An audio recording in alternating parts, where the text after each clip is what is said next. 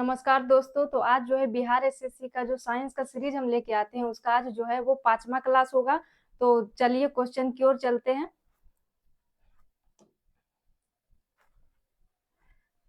इसमें पहला क्वेश्चन बोल रहा है कि पादप के किस भाग द्वारा प्रकाश संश्लेषण के लिए वायु से कार्बन डाइऑक्साइड ली जाती है। पादप के किस भाग के द्वारा प्रकाश संश्लेषण के लिए वायु से कार्बन डाइऑक्साइड ली जाती है। तो प्रकाश संश्लेषण किससे होता है? तो पत्ता से होता है। इसका ऑप्शन है मूल रोम द्वारा या मूल रंध्र द्वारा या मूल शिराएं द्वारा या वाह्य दल के द्वारा। किसके द्वारा ली जाती है? कार्बन डाइऑक्साइड जो है वो किसके द्वारा ली जाती है पत्ता में, ये पेड़ पौधा में? तो इसका आंसर जो हो जाएगा वो रंध्र द्वारा। किसके द्वारा? रंध्र द्वारा ली जाती है, रंध्र द्वारा। अब हम प्रकाश संश्लेषण के बारे में थोड़ा सा बात कर लेते हैं।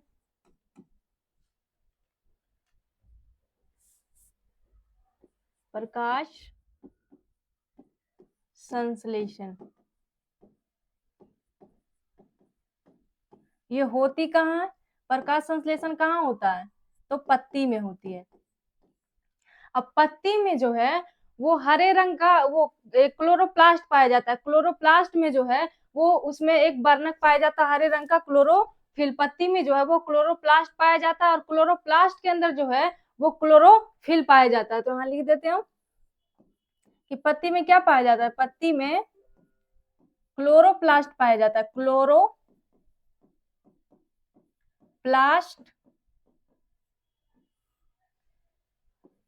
पाया जाता है।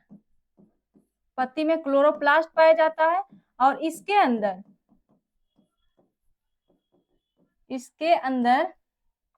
क्लोरोप्लास्ट के अंदर क्लोरोफिल पाया जाता है।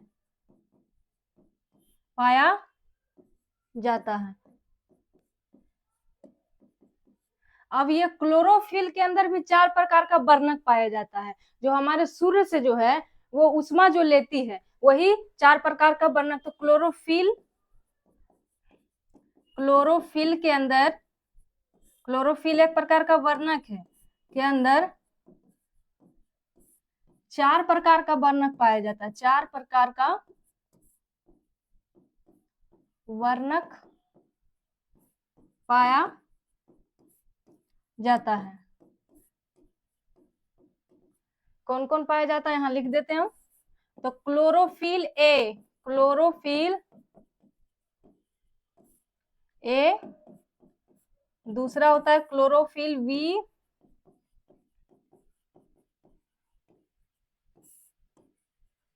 तीसरा जो होता है वो कैरोटीन होता है, कैरोटीन, और चौथा जेंथोफिल होता है, जेंथोफिल। ये जेंथोफिल वाला जो है वो क्वेश्चन आते रहता है, जेंथोफिल।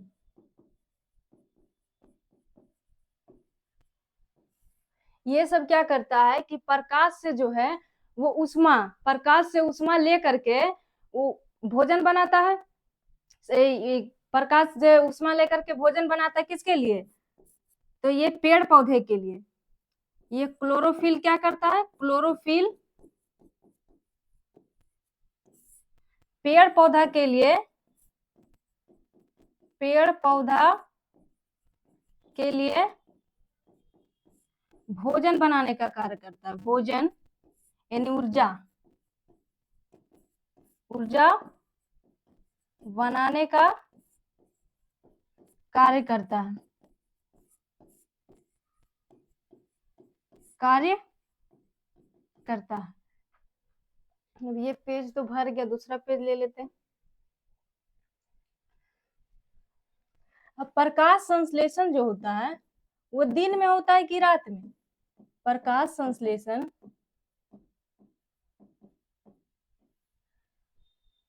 सूर्य की उपस्थिति में दिन में होता है, सूर्य की उपस्थिति में होता है, उपस्थिति में होता है।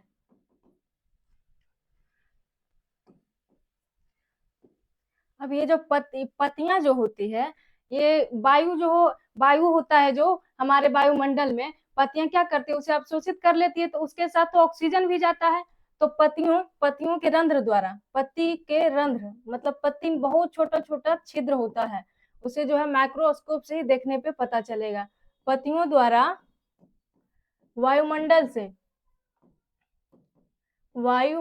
से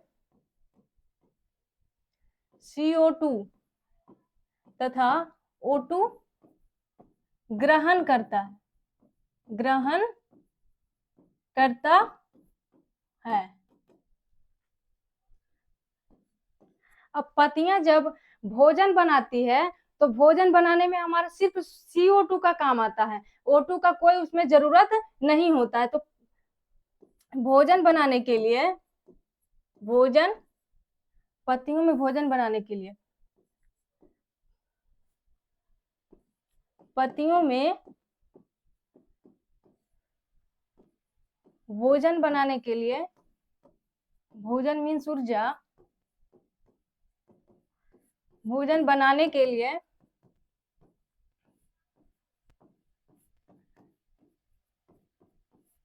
सिर्फ CO2 की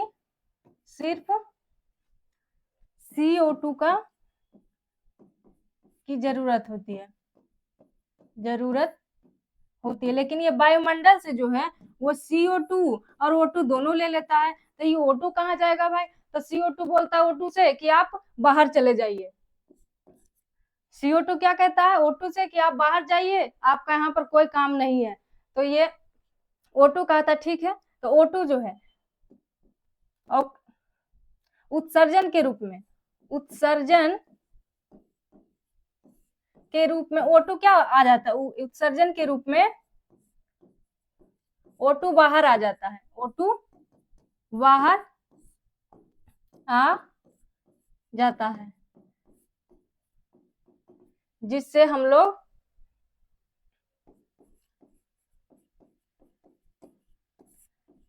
लोग अच्छे तरीके से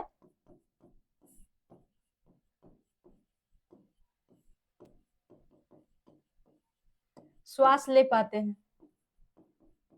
अगर ये पेड़ पौधा भी ऑक्सीजन लेने लगता तो फिर हम लोग को तो फिर श्वास लेने में दिक्कत हो जाता। लेकिन इसमें ये अच्छा काम है कि ये जो है O2 को बाहर निकाल देता है, जिससे हम लोग को आराम से श्वास ले पाते हैं, श्वास अच्छे तरीके से श्वास ले पाते हैं।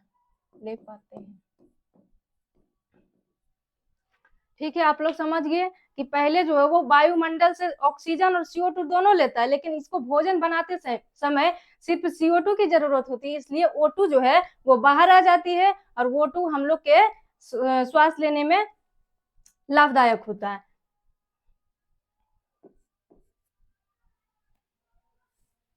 चलिए अगला क्वेश्चन। अगला बोल रहा है कि निम्न में से कौन सा पादप कीटों को पकड़कर अपना आहार बनाता है? कौन पादप ऐसा है, पौधा ऐसा है जो कीट को खाता है? तो ये कौन सा अमरवेल है या गुड़हल या घटपर्णी या गुलाब है, कौन है? कौन सा ऐसा पौधा है जो कीटों को पकड़कर खाता है? तो इसका आंसर जो हो जाएगा वो C नंबर हो जाएगा, घटपर्णी पौधा। घटपर्णी पौधा, कुछ पौधे जो है ऐसे होते हैं जो कीटों को ही पकड़कर खा जाते हैं। कीट को क्या करते हैं? पकड़कर खा जाते हैं। इसे कीटभक्षी पौधा भी कहते हैं, कीटभक्षी पौधा। इसका एग्जाम्पल, कीटभक्षी पौधा के एग्जाम्पल इधर हम दे देते हैं। संडियू एक होता है, संडियू। और ये कहाँ पाया जाता है? कीटभक्षी पौधा जो है वो पाया कहाँ जाता है? कीटभक्षी पौधा कहाँ पाया जाता है? तो ये जो है वो दलदली या नमी वाले स्थान पे पाए जाते हैं, नमी वाले स्थान पे पाए जाते हैं, स्थान पर पाया जाता है, पाया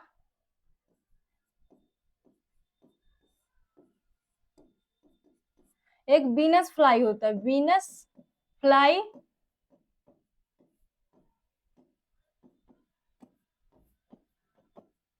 वीनस फ्लाई ट्रैप होता है शायद, ETC।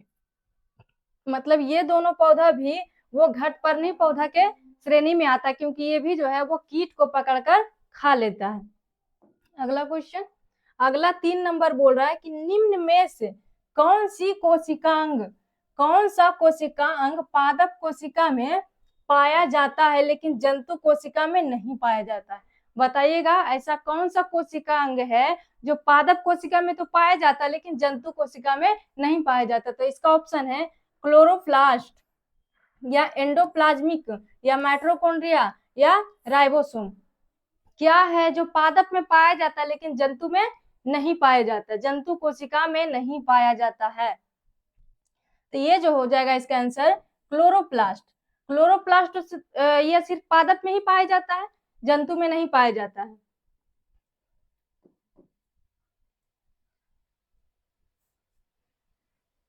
पादप कोशिका में, पादप यानी पेड़ पौधे में भोजन बनाने का कार्य कौन करता है?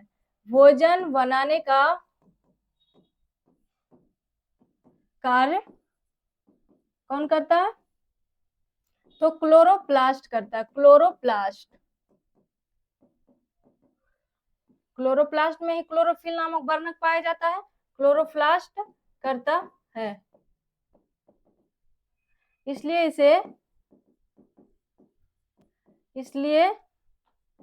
इसे पादप का रसोई घर कहते हैं। पादप का रसोई घर किसे कहते हैं? क्योंकि खाना इसका कहाँ बनता है?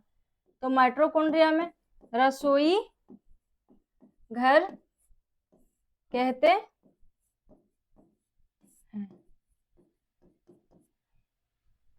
चलिए अगला क्वेश्चन, इंसुलिन का आविष्कार किसने किया था? इंसुलिन का आविष्कार किसने किया था? बताइएगा आप लोग कि इंसुलिन का आविष्कार किसने किया था? ऑप्शन है वेटिंग एवं वेट्स, या एडवर्ड जेनर, या रोनाल्ड रॉस, या वाटसन एवं क्रिक। कौन किया था? इंसुलिन का आविष्कार किसने किया था? तो इंसुलिन का आविष्कार जो है वो किए थे वेटिंग एवं वेट्स, वेटिंग एवं बेट्स। कब किए थे? तो इंसुलिन की खोज कब हुई थी? इंसुलिन की खोज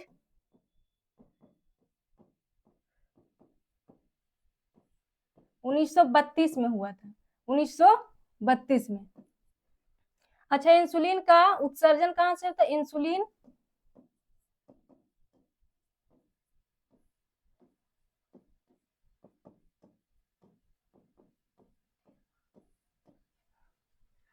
अग्नाशय के बीटा सेल से, अग्नाशय या पैनक्रियाज भी कह सकते हैं, अग्नाशय के बीटा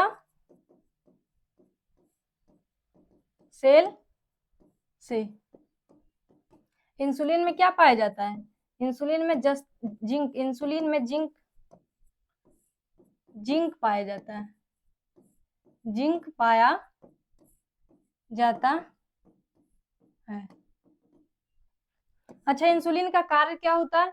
इंसुलिन क्या कार्य करता है? इंसुलिन का कार्य होता है कि ब्लड में ग्लूकोज की मात्रा को नियंत्रित करना। इंसुलिन का कार्य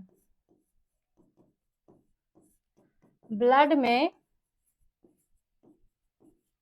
ग्लूकोज की मात्रा को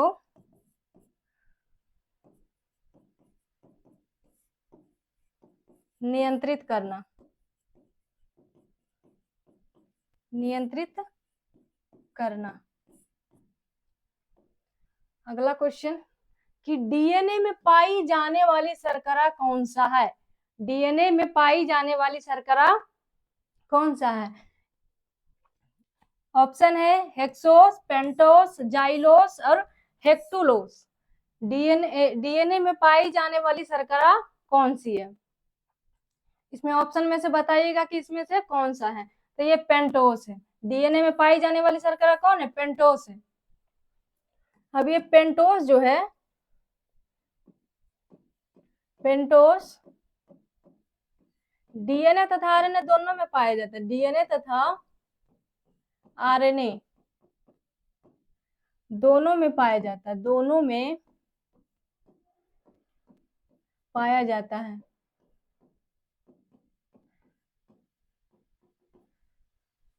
जब ये डीएनए में पाया जाता है तो इसे किस नाम से जानते हैं? जब ये डीएनए में पाया जाता है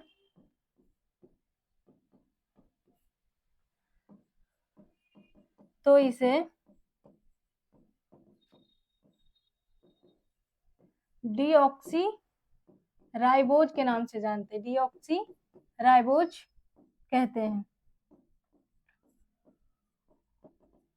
और जब आरएनए में पाया जाता है, जब आरएनए में पाया जाता है तो इसे राइबोज के नाम से जानते हैं। राइबोज, राइबोज के नाम से जाना जाता है। राइबोज के नाम से जाना जाता है। चलिए अगला क्वेश्चन। अगला क्वेश्चन कह रहा है कि वह कौन सा एंजाइम है, वह कौन सा एंजाइम है जो भोजन में उपस्थित हानिकारक जीवाणुओं को नष्ट करने का कार्य करती है। भोजन जब हम खाते हैं तो अगर उसमें कुछ हानिकारक जीवाणु चल जाता है तो उसको कौन सा हार्मोन नष्ट करती है? पहला ऑप्शन है टाइलिन या ट्रिप्सिन या जाइमेज या लाइसोजाइम। कौन करती है ऐसा काम? भोजन में उपस्थित जीवाणुओं को मारने का कार्य कौन करती है? तो ये लाइसोजाइम का कार्य होता है। किसका होता है? तो लाइसोजाइम का। चलिए अब हम बात कर लेते हैं टाइलिन एंजाइम का। टाइलिन एंजाइम, इसका कार्य क्या होता है? तो टाइलिन एंजाइम जो होता है का मुख्य कार्य स्टार्च को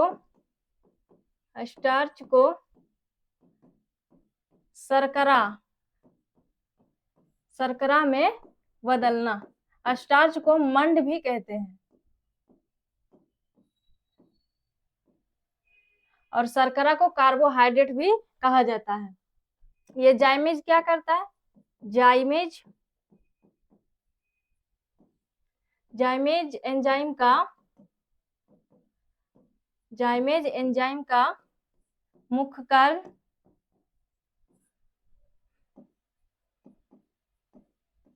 जाइमेज एंजाइम का मुख्य कार्य क्या होता है? तो ये ग्लूकोज को ग्लूकोज के इथेनॉल में बदलता है। इथेनॉल में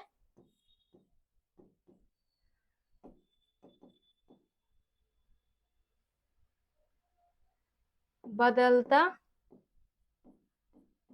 है। अब ग्लूकोज का सूत्र हम बता देते हैं यहाँ पर। ग्लूकोज का फॉर्मूला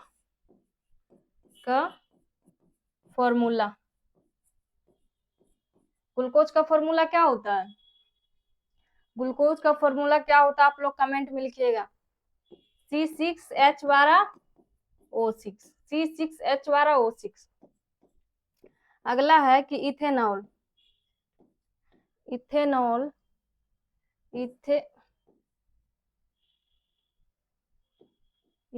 का फॉर्मूला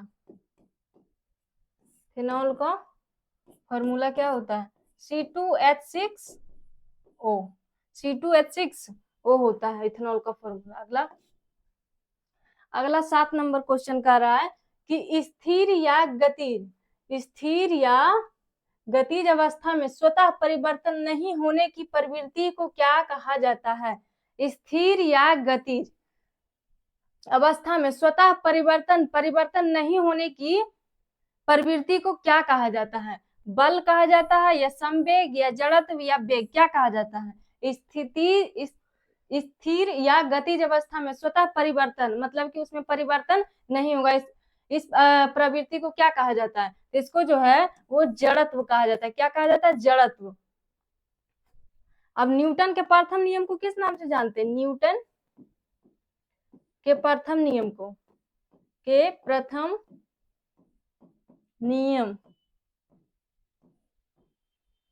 को जड़त्व का नियम कहते हैं।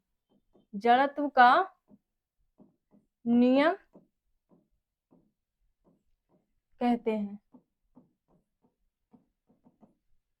क्यों कहते हैं कि अगर कोई वस्तु स्थिर है तो वह स्थिर ही रहेगा जब तक कि उस पर कोई बाहरी बल जाके कार्य न कर दे। अगर कोई वस्तु गति में है तो गति ही करते रह जाएगा जब तक कि उसे कोई वस्तु मतलब कोई जाके उसे रोक ना दे या फिर उसमें धक्का ना दे दे, तब तक वो डोलते रहेगा।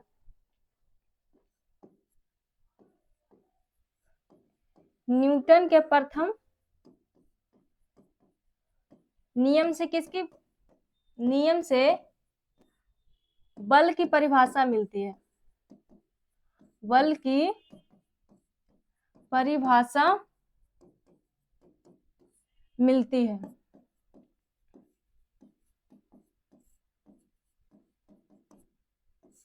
अब ये जड़त्व जो है इसका ना तो कोई फॉर्मूला होता है ना ही कोई बीमा। जब फॉर्मूला ही नहीं होगा तो बीमा कहाँ से होगा, क्योंकि बीमा फॉर्मूला से ही निकलता है।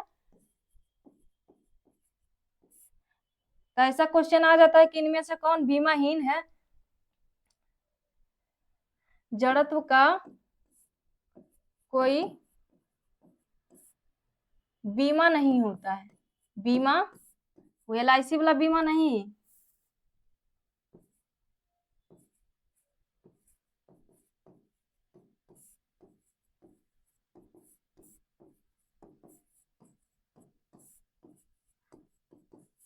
चलिए अगला क्वेश्चन।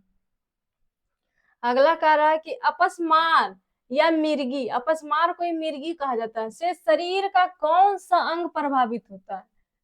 मिर्गी से शरीर का कौन सा अंग प्रभावित होता है बताइएगा। मस्तिष्क होता है, यकृत होता है, वृक्क या हृदय, कौन होता है। मिर्गी को अपस्मार भी कहते हैं। मिर्गी को अपस्मार के नाम से भी जाना जाता है। तो इससे जो है हमारा शरीर का कौन सा अंग प्रभावित होता है। तो इससे जो है हमारा ये मिर्गी से मस्तिष्क क्या हो जाता है, प्रभावित हो जाता है।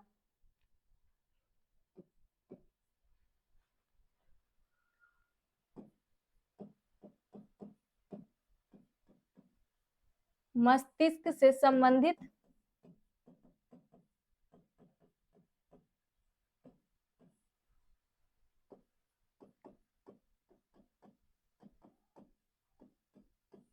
बीमारियों का इलाज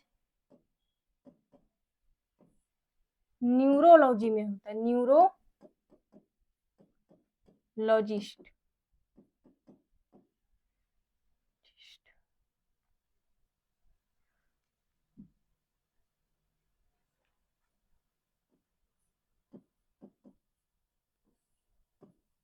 जैसे आप डॉक्टर के यहाँ जाइएगा ना तो हर एक जो है चमड़ा का अलग रहता है, मस्तिष्क का अलग रहता है, हड्डी का अलग रहता है, ऐसे रहता है ना, तो उसमें नाम लिखा हुआ रहेगा।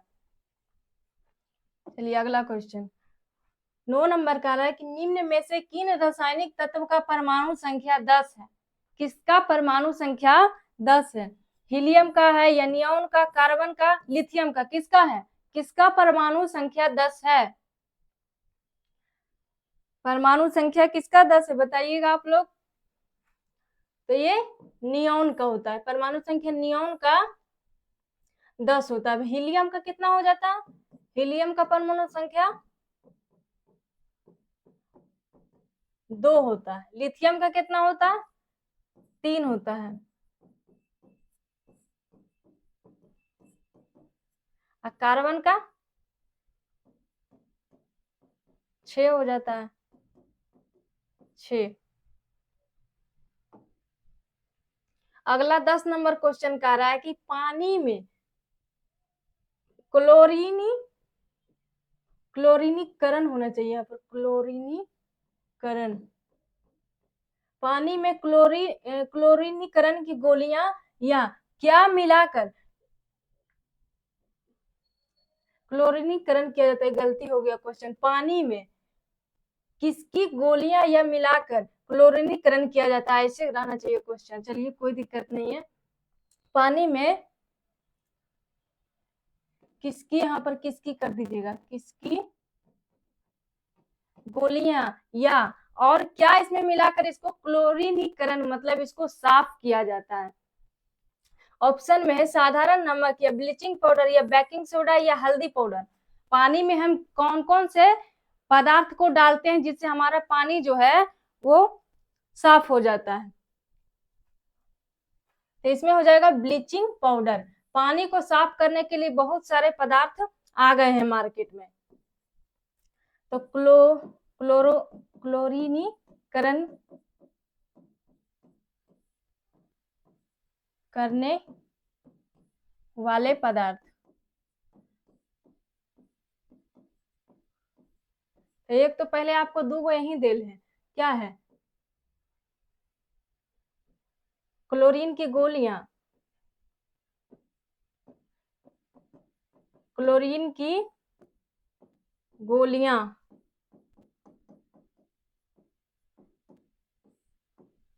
दूसरा हो जाएगा ब्लीचिंग पाउडर।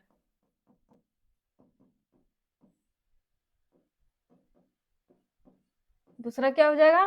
Bleaching powder. तीसरा क्या हो जाएगा?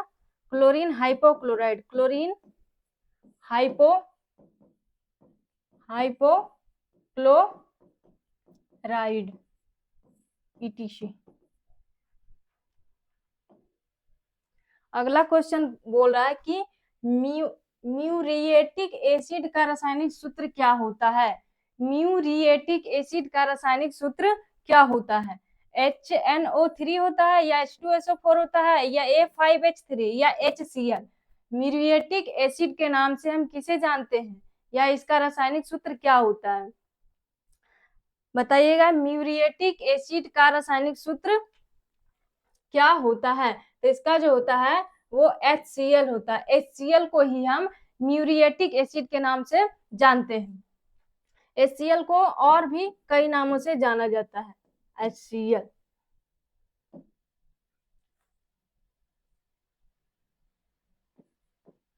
इसे कहते हैं गैस्ट्रिक एसिड। गैस्ट्रिक एसिड, जठरस या नमक के तेजाब के नाम से भी, नमक का तेजाब के नाम से जाने जाते हैं। तेजाब के नाम से जाने जाते हैं। पहला तो एक नंबर यही हो गया, म्यूरिएटिक एसिड। और दूसरा हो गया गैस्ट्रिक एसिड। यहाँ एसिड होगा, गलती एसिड लिखा गया, एसिड। यहाँ जठर रस या फिर नमक का तेजाब के रूप में HCl को जाना जाता है। अगला क्वेश्चन है 12 नंबर, कह रहा है कि निम्न में से किस यौगिक को नॉर्वेजियन सॉल्ट पीटर कहा जाता है? नॉर्वेजियन सॉल्ट पीटर के नाम से किसे जाना जाता है? Norwegian salt Peter. Potassium nitrate, या नाइट्रस ऑक्साइड, या कैल्शियम नाइट्रेट, या सोडियम नाइट्रेट? किसे जाना जाता है? नॉर्वेजियन सॉल्ट पीटर के नाम से किसे जाना जाता है इनमें से? तो इसका सी हो जाएगा, कैल्शियम नाइट्रेट। इसका फॉर्मूला क्या होता है? CaNO3 का होल 2। अगर कभी नाम ना दे के फॉर्मूला दे दे तो फॉर्मूला भी आप लोग याद रखिएगा, नॉर्वेजियन सॉल्ट पीटर। 13 नंबर कह रहा है कि निम्न में से इंडक्शन मोटर का आविष्कार किया था? इंडक्शन मोटर का आविष्कार किसने किया था? पहला है ऑप्शन थॉमस सेवरी या फ्रैंक सुमन। सी नंबर है जॉन एल्बर्ट, और ये डी है निकोला टेस्ला। Nikola Tesla. तो ये जो इंडक्शन मोटर का आविष्कार किसने किया था? तो ये निकोला टेस्ला किए थे, निकोला टेस्ला। इंडक्शन मोटर का आविष्कार किसने किए थे? Nikola Tesla. Frank Thomas Savery ये क्या किए थे? ये जो है भाप से चलने वाला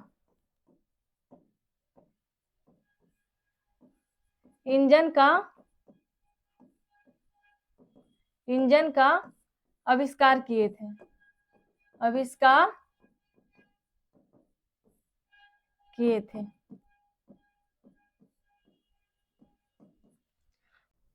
अगला देखिए, फ्रैंक सुमन ये क्या किए थे? स्टीम इंजन का निर्माण किए थे। स्टीम इंजन का निर्माण किसने किया था? फ्रैंक सुमन ने। और जॉन जॉन एल्बर्ट किया था टेलीविजन का। टेलीविजन का आविष्कार किसने किया था? टेलीविजन का आविष्कार किए थे किसने? तो जॉन एल्बर्ट ने।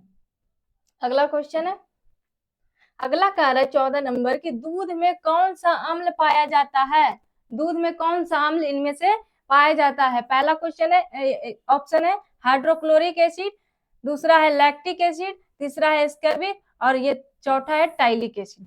दूध में कौन सा एसिड या अम्ल पाया जाता है? दूध में क्या पाया जाता है, कौन सा अम्ल? तो दूध में जो है वो लैक्टिक एसिड पाया जाता है, लैक्टिक। अच्छा, दूध में तो नींबू में कौन सा पाया जाता है? नींबू में साइट्रिक अम्ल पाया जाता है, साइट्रिक अम्ल।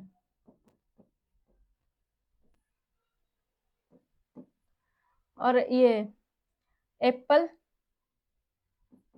एप्पल में क्या पाया जाता है? सेब में कौन सा अम्ल? Oxalic, oxalic acid.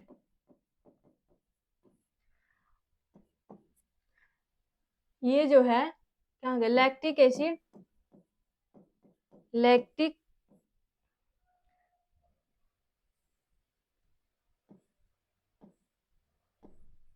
Lactic acid एक कार्बोक्सिलिक एसिड होता है। एसिड एक कार्बोक्सिलिक सिलिक एसिड होता है,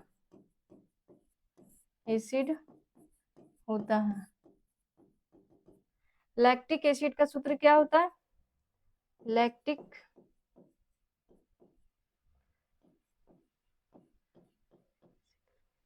एसिड C3H6 और CO3 होता है। लैक्टिक एसिड एक कार्बोक्सिलिक एसिड होता है और इसका फॉर्मूला क्या होता है? तो C3H6CO3। अगला क्वेश्चन, अगला 15 नंबर का रहा है कि लिटमस विलियन जब ना तो अम्लीय होता है और ना ही क्षारीय होता है तो वह कैसा रंग, किस रंग का होता है? लिटमस विलियन ना तो वो लाल होता है और ना ही वो ना अम्लीय होता है और ना ही क्षारीय होता है, तो वो किस रंग का होता है? बैगनी रंग का होता है या लाल रंग का या पीला या नीला, कौन से रंग का होता है? ना अम्लीय होता है ना क्षारीय होता है, तो वो किस रंग का होता है? तो वो जो है वो बैगनी रंग का होता है। कैसा होता है? बैगनी। ये लिटमस का यूज जो होता है सूचक के रूप में किया जाता है, सूचक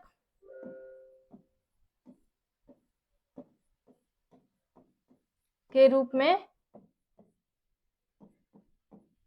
किया जाता है।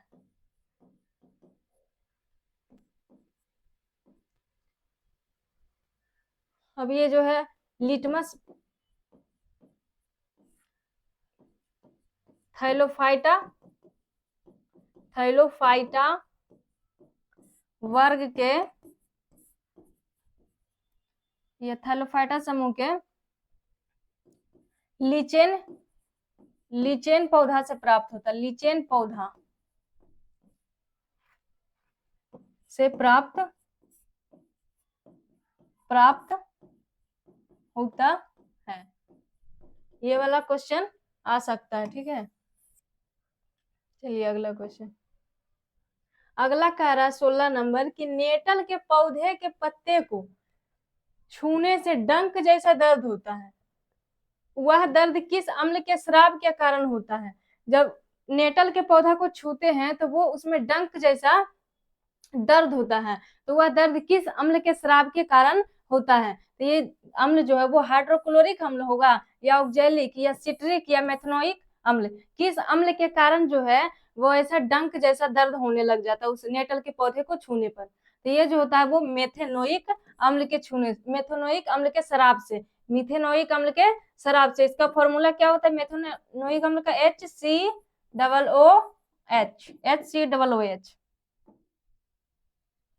अगला 17 नंबर कह रहा है कि ध्वनि यानी ध्वनि का तरत्व या तीक्ष्णता का निर्धारण कि ध्वनि के किस गुण के कारण होता है? ध्वनि का तारतम्य या तीक्ष्णता का निर्धारण ध्वनि की किस गुण के कारण होता है? आवृत्ति के कारण, या आयाम से ज्यादा हो जाता है, या वेग से होता है, या फिर प्रबलता से? किसके कारण होता है तीक्ष्णता? मतलब आवाज में मोटापन और पतलापन। तो ये जो होता है ऐसा आवृत्ति से होता है।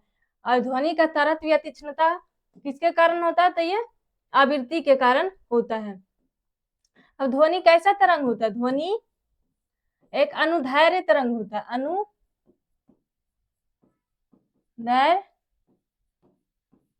तरंग होता है। ध्वनि एक अनुदैर्घ्य तरंग होता है।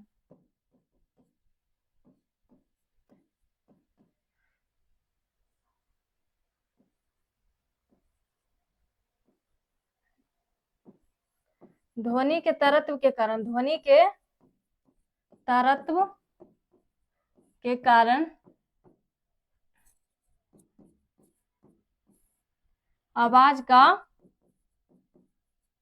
आवाज मोटा और पतला, मोटा और पतला सुनाई देता है, सुनाई देता है। जैसे जिसमें अगर महिला लोग का जो है ध्वनि का तरत्व अधिक होता है, इसलिए हम लोग का जो है आवाज थोड़ा सा पतला होता है, और लड़के लोग का जो है वो थोड़ा कम होता है, तो उन लोग का आवाज जो है थोड़ा सा मोटा सा प्रतीत होता है।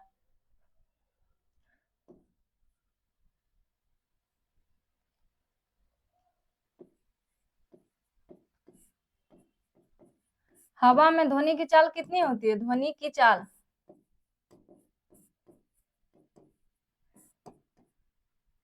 332 मीटर पर सेकेंड, 332 मीटर पर सेकेंड।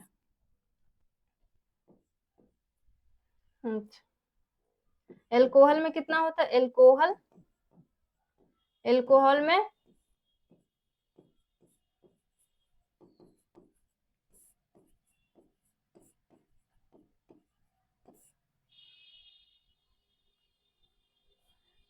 में जो होता है वो 1213 मीटर पर सेकेंड।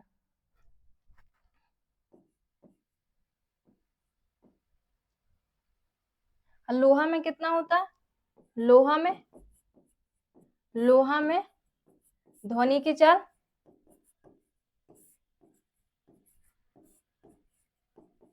5130 मीटर पर सेकेंड। अगला कह रहा है 18 नंबर की लैक्टोमीटर किस सिद्धांत पर कार्य करता है? पास्कल के सिद्धांत पर, या न्यूटन के, या आर्किमिडीज के, या स्टीफन के? लैक्टोमीटर किस सिद्धांत पर कार्य करता है? तो इसका जो हो जाएगा वो आर्किमिडीज के सिद्धांत पर कार्य करता है। तो आर्किमिडीज के सिद्धांत पर और कौन कौन से कार्य करते हैं? तो पनडुब्बी भी इसी सिद्धांत पर कार्य करता है, इसी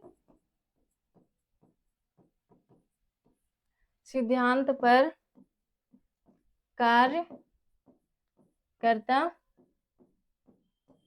है।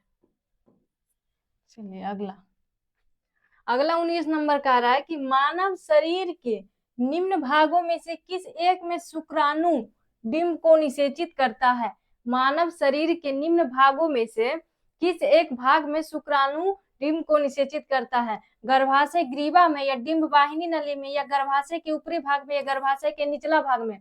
आंसर बताइएगा इसका कि किसमें ऐसा होता है।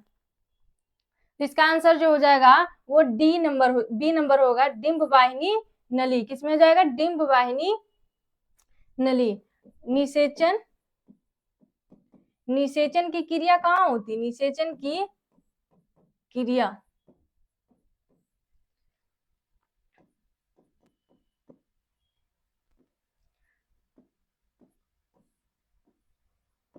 महिला के डिंब वाहिनी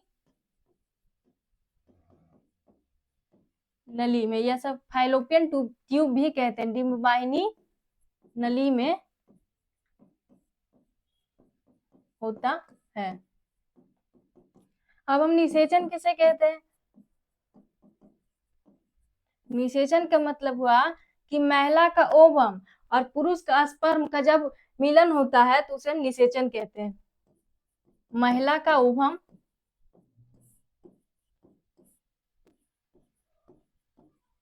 तथा पुरुष का स्पर्म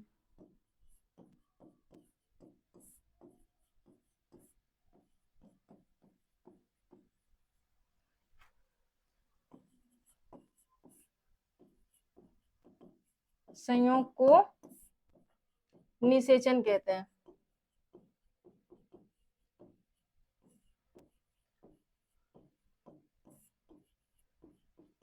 चलिए अगला क्वेश्चन।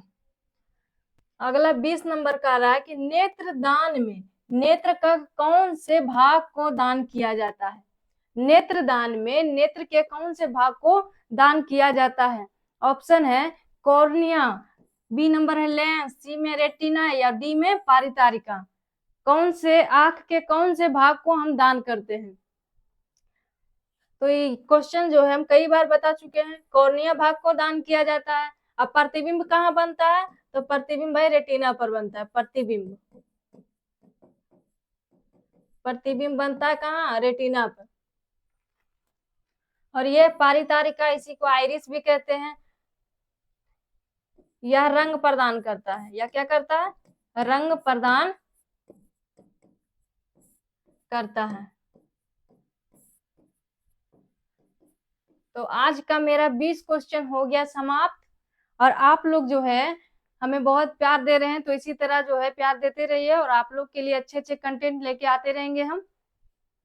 तो वीडियो जो देखते हैं उनसे मेरा रिक्वेस्ट है कि प्लीज आप लोग जो है अपना नोट्स जरूर बनाएं, क्योंकि जो है पीडीएफ हम लोग तो दे ही देते हैं, लेकिन ऐसे में ना आसकत हो जाता है कि देखेंगे ना देखेंगे, लेकिन अपना नोट्स बनाइएगा तो वो आपके लिए बहुत ज्यादा बेटर होगा। तो इस बात को आप समझिए। तो ठीक है, आप लोग अपना ध्यान रखिए और आराम से पढ़िए। ठीक है, जय हिंद।